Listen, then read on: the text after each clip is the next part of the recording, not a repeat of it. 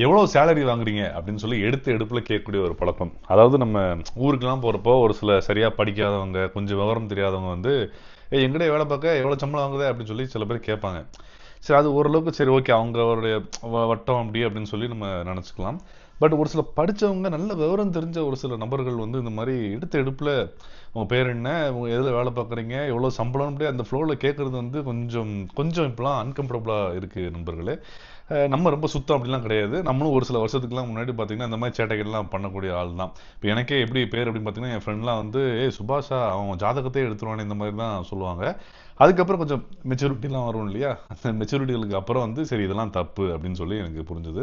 So நான் அப்போ அந்த டைமில் எந்த வேலையில் கேட்பேன் அப்படின்னு பார்த்தீங்கன்னா, ஓகே இந்த டொமைனில் இந்த ஒரு வேலையில் இவ்வளோ சம்பளம் வரும் போல் அப்படிங்கிற ஒரு எண்ணத்தில் தான் நான் கேட்பேன்.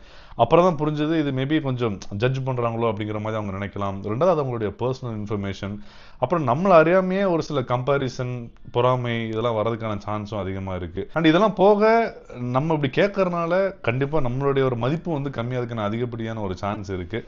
ஸோ இந்த விஷயத்துக்கு வந்து எல்லாத்துக்கும் மூத்தவரான நம்ம சாட் ஜிபிடியில் போட்டு கேட்டேன், இந்த மாதிரி சேலரி கேட்கறது வந்து கரெக்டாக, அதாவது கம்பெனி ரூல்ஸ் படி இதெல்லாம் கான்ஃபிடென்ஷியல், இது ரெண்டாவது, பட் நம்ம அதெல்லாம் எங்கே ஃபாலோ பண்ணுவோம், ஸோ சும்மா இந்த பொது வாழ்க்கையில் இதெல்லாம் கரெக்டாக அப்படின்னு சொல்லி சாட் ஜிபிடியில் கேட்கும்போது அவங்க என்ன சொன்னாங்கன்னா, கண்டிப்பாக ஒரு ஸ்ட்ரேஞ்சர்கிட்டயோ இல்லைனா ஒரு ஒரு ஒரு பொதுவான ஒரு கூட்டத்தில் இந்த மாதிரி கேட்கறது மிகப்பெரிய தப்பு அப்படின்னு சொல்லிட்டு, நீங்கள் கேட்கவே கூடாது அப்படிங்கிறதுலாம் கிடையாது. நீங்கள் வந்து ஒரு இமீடியட் ஃபேமிலி, அதாவது ரொம்ப க்ளோஸ் ஃப்ரெண்டு, ட்ரஸ்டட் ஃப்ரெண்டு, இவங்கெல்லாம் வந்து கேட்கலாம் அப்படின்னு சொல்லி அவங்க சொன்னாப்புல. பட் இருந்தாலுமே நான் என்ன நினைக்கிறேன்னா, நீங்கள் தெரியாதவங்ககிட்ட கேட்டு அவன் சொல்லலாம் கூட பெருசாக எதுவும் தெரியாது.